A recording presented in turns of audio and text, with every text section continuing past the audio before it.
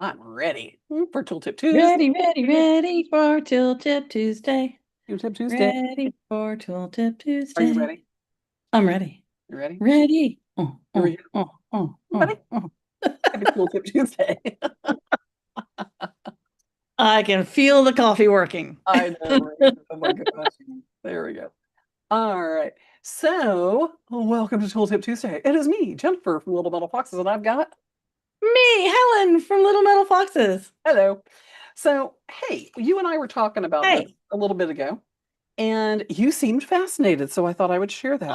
I was like, what is this magic that you are talking about? Like, so one of the things I like to do, and this is sort of an old school wax carver trick, is of course making your own tools. Kate Wolf makes some wonderful tools for wax carving, I and have that.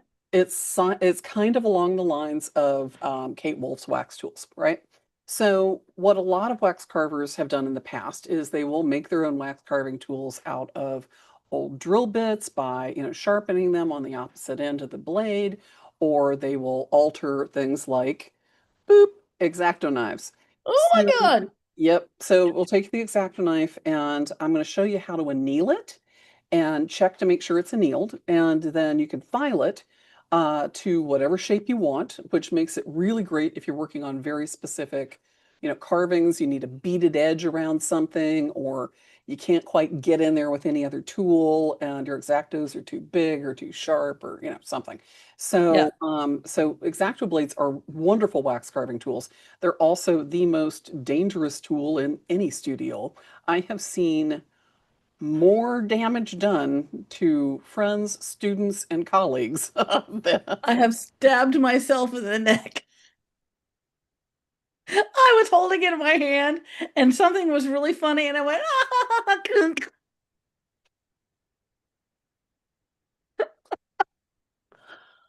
oh no. It wasn't very much. It was just like a pinprick, but it was just like, okay, well, I'm putting that down now. But I think people sort of handle them like pencils or pens.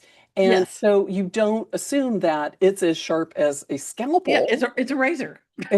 Yeah, it's a scalpel razor-like tool that is designed to cut through stuff real quick, Yes. with no interference and Squishy no bits. friction. Yeah, no resistance, no friction, right through.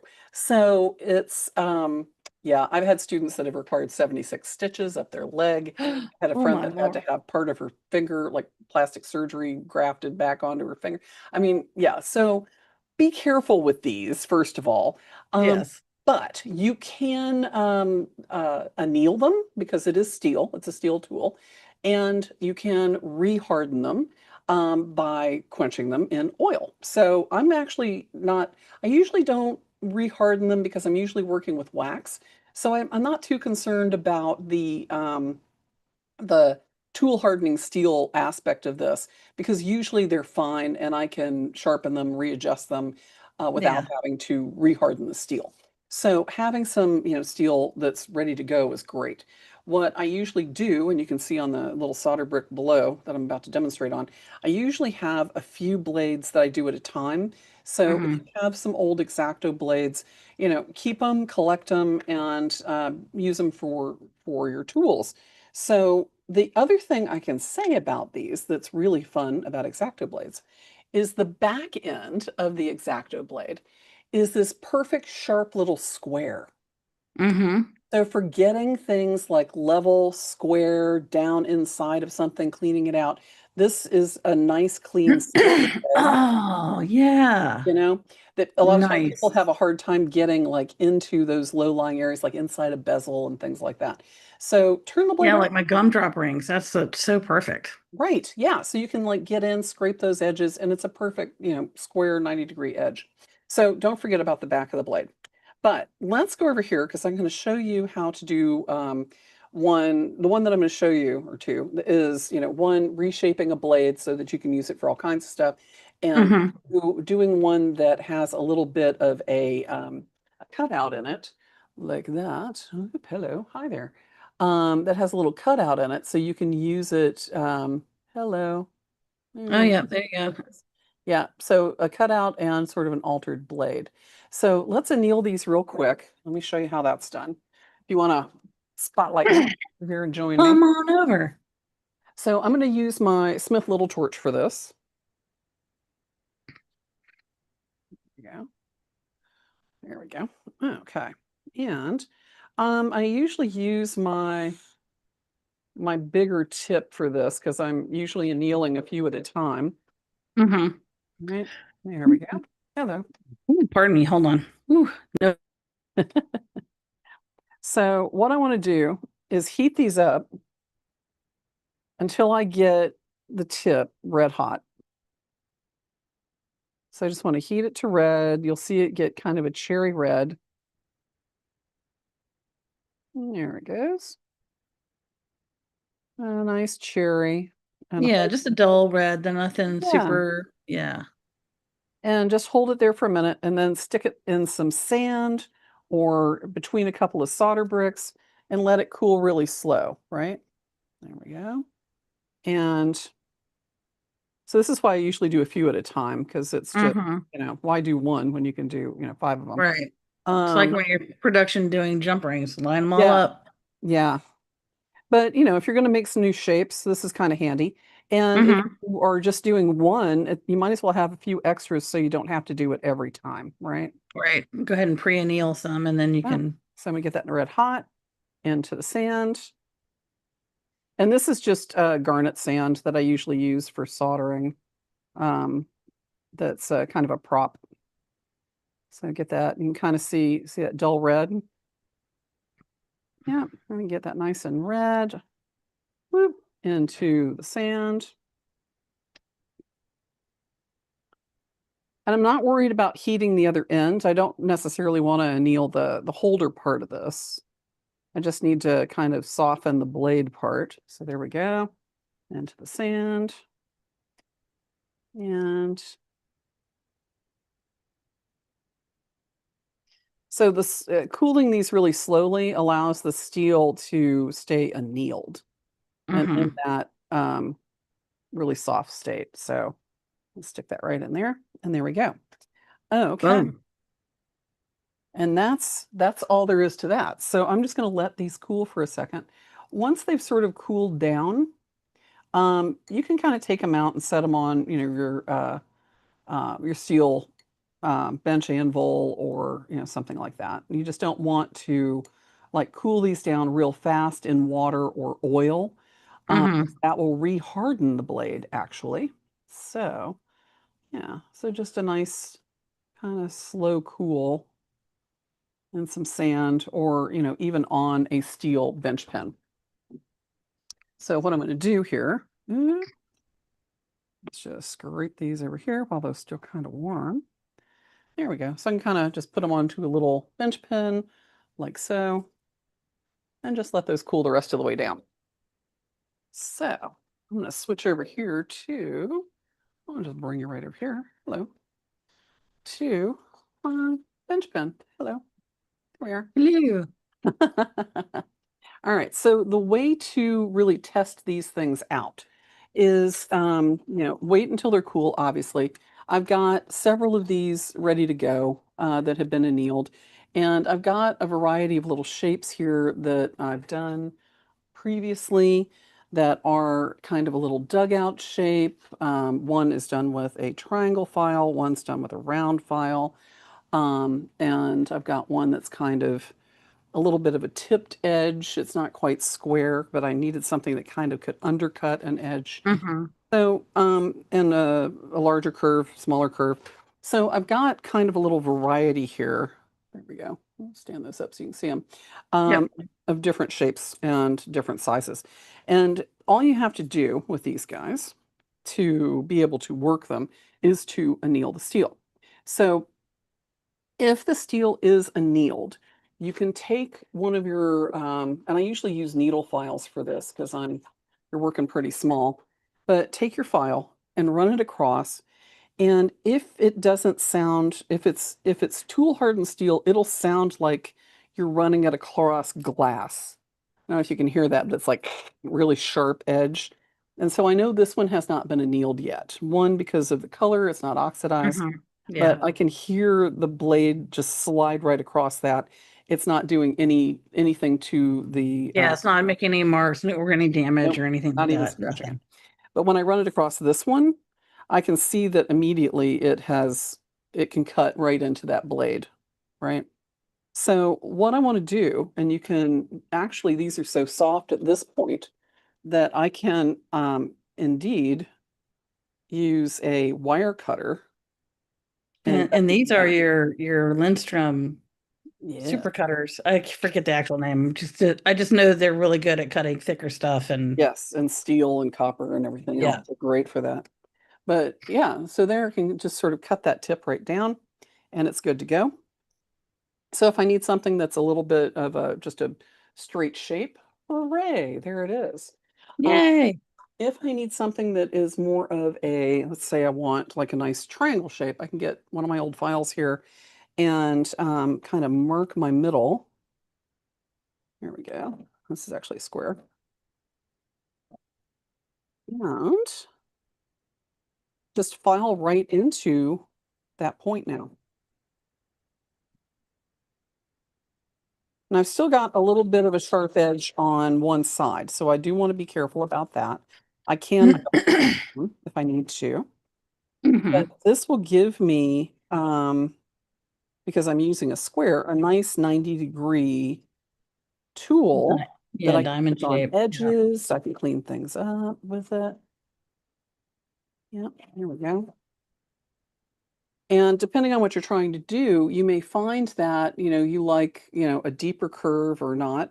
So, you can work both sides or not. Hmm. A lot of times I'm working one side of the blade because I'm not using it in both directions necessarily. Yeah. But there's going to be a little bit of a burr that got raised up on one side from me pushing the file through. So I'm just Hmm. going to go through and clean that up a little bit to get that V, the shape that I want. And then on the other side, I just want to miter that slightly so it has a cutting edge. Hmm. There we go. And get in there. Yeah, I watched a really great video that's a kind of an overview on sharpening by Michael Alm Ah, and right. Kim, I can't remember her, Kimberly from Pratt Fine Arts. She was Hmm. teaching him how to sharpen his tools. Yeah. So go look that up, you guys. Michael Alm, ALM. He's a West Seattle woodworker artist. He's fabulous. Oh, And it's a yeah. really great video to give you an overview, to get you unintimidated about sharpening your own tools. Right. So you can see this has still that X-acto blade on one side. And if I want to dull that down a little bit so it's not quite so sharp on that edge, I can Hmm. use, this is just basically a stone sharpening block. And I Yeah. can just, kind of smooth that down a little bit so it's not quite as cutty. It's like razory sharp. Then I want to clean out my Oh, yeah, yeah. You little can use it bit right on of, the edge like that. yep, I just want to go in and Smart. remove that little bit of a burr, but I've also got the edge I want to sharpen. So you can see one side has a little bit of the bevel on it and the other side's kind of Hmm. flat. So I can use the flat edge and just smooth that off and Yep. use the corner to sharpen that blade a little bit more where I need it. So that's going to be a nice, super sharp tool for wax carving. Um, Yeah. and it'll give me a nice little tight edge. And you may want to, alter how deep it's cutting or how far you're cutting in or whatever. Hmm. But you can do it with, your old X-acto blades really, really easily. So just cutting it straight across gives you a nice straight blade. And then, carving into it gives you those little, I'll do like a 45 degree with my, or 90 degree with my square, or 45 with my triangles. Hmm. Or I'll use a round file and do something like this where it becomes a beading tool, right? Nice. So the beading tool is great if I need to leave like a little rolled edge around like a pendant or a ring where I want it to be sort of a nice smooth Yeah. edge ring. Can you lay that like yeah, there you go, like on the back of your finger or something? So Oh yeah, yeah. Perfect. That's perfect. Yeah. right. So you Yep. can see it's kind of just a nice round edge, and the other side is sharpened or mitered a little bit. So one side's Yeah. flat, one side's mitered. So that Nice. just makes it really a nice sharp cutting edge. Um, so there's that one. For the ones that are like a little bit different shape, if you need to kind of, get one that's a little more scoopy or a little more of a like a little shank size that you need to kind of get in underneath stuff, you can do Mm-hmm. that too. It's just a matter of sort of, filing your edge and then filing that little miter on it. This one is sharpened on both sides. This one right here. So it's got that little bit of a, yeah, little bit of a sharpened edge Mm-hmm. on both sides. But this allows me to sort of get in between little parts and pieces and clean those up. Yeah. And this Yeah. allows me to sort of have a little bit more of a rounded shape with that cutting, scraping tool. So you were asking me if I use these hot or cold, and I usually use these cold because I'm Mm-hmm. usually using these to kind of scrape and carve the wax, not Right. necessarily as a hot operation tool. So Yeah. anyway, but yeah, there you go. Nice. There's a little how to alter these. Now, if you do want to harden the steel again to get it back up to tool steel, what you would Mm-hmm. do is warm these up again, and then you're going to quench them in oil. And that oil can be just any mineral oil works great, or vegetable oil. And it water some steel will water cool, but it makes it really brittle, so you have to be a little bit careful with Okay. some of them. But some steel is oil or water quench, and so, yeah, usually if you're working with steel, it has an O or a W behind it, and that kind of tells you, or air cool, I think. There's one that could be. Oh, okay. Yep. So they're kind of the numbers are kind of coded like that, so you know which way to go with it. But you can just quench these in oil, and it will harden them. And like I said, you can test the hardness with your file on the steel to see if it's rework hardened or not. If it sounds glassy, it's going to be work hardened. If it's kind of a low tone and biting into the metal, you know that it's annealed. So Yay. there you go. That is so awesome. I mean, it's such a great ability to have, um, I'm saying this bad English. It is so great to have the ability to make your own little tools like that, quick and easy, out of stuff that's already on hand generally, Yeah. and to customize exactly what you need. I mean, Yeah. that's so cool. And I let me say this about that. There is a certain empowerment to being able to do it yourself. Um, Yep. I mean, the idea that we could just run out and order, not even run out, just on our Yeah. phone, order what we need and have it, tomorrow is Yeah. is such a new concept Yeah. that we forget that, 50 years ago, 10 years ago. 50, 25 years ago, it was something that, metalsmiths made their own tools. Wax carvers Yeah. were making their own tools.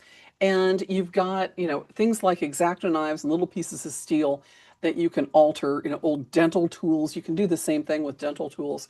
That, you can, if you need something that's more of a wire shape or something to get into something, you can totally do this with a piece of, like an old dental tool, Mm-hmm. anneal it, bend it, shape it, sharpen it, you're good to go. And you've got your, little tool to get into small spaces.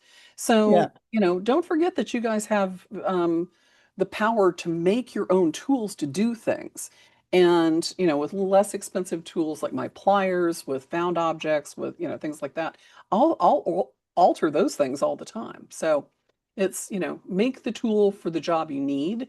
Don't expect the tool to appear because a lot of times those tools can be real expensive to make and real Yep. expensive to buy. So, Yeah.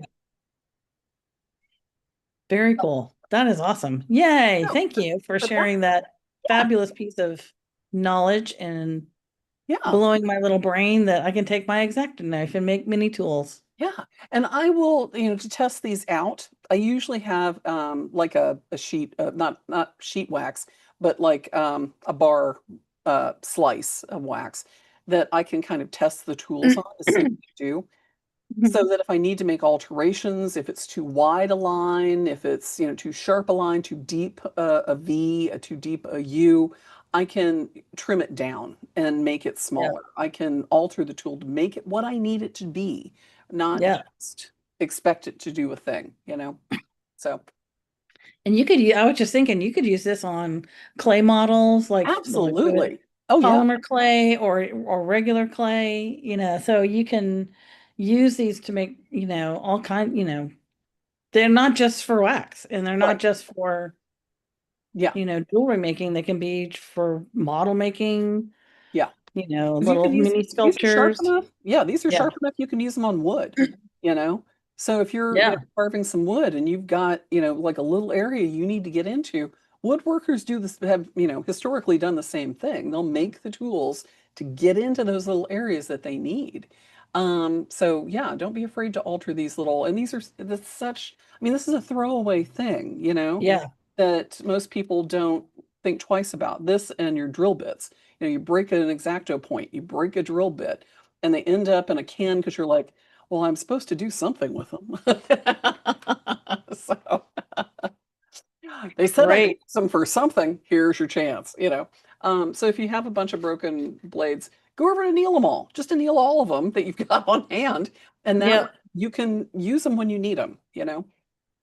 Very cool. Woohoo. All right, people, go out there and make some cool stuff. If you've That's got, right. some other stuff that you are using for wax carving or altering besides X-acto knives and dental tools, or even little pieces of brass can be used for the same thing. Let us know. We always like to hear that. And if you have an example or something you want us to do as a tool tip, put it in the comments below. Let us know what that is. We'd love to hear. Yeah. Or email us at info@littlemetalfoxes.com. That's right. Make sure to hit the like button and like us and subscribe and ring the bell so you know when we're live. Yay. Are you liking us? Do we have a like? Yes, we do. Wait, what? Oh, there's one. There's a like. So yeah, like, subscribe, all that good stuff. And be sure to follow us on Instagram and check out our website, littlemetalfoxes.com, so that you can see all the upcoming classes that we're working on. Thanks so much. Yay. See you next week, Okay. Tuesday. Bye. Bye, hon. Bye.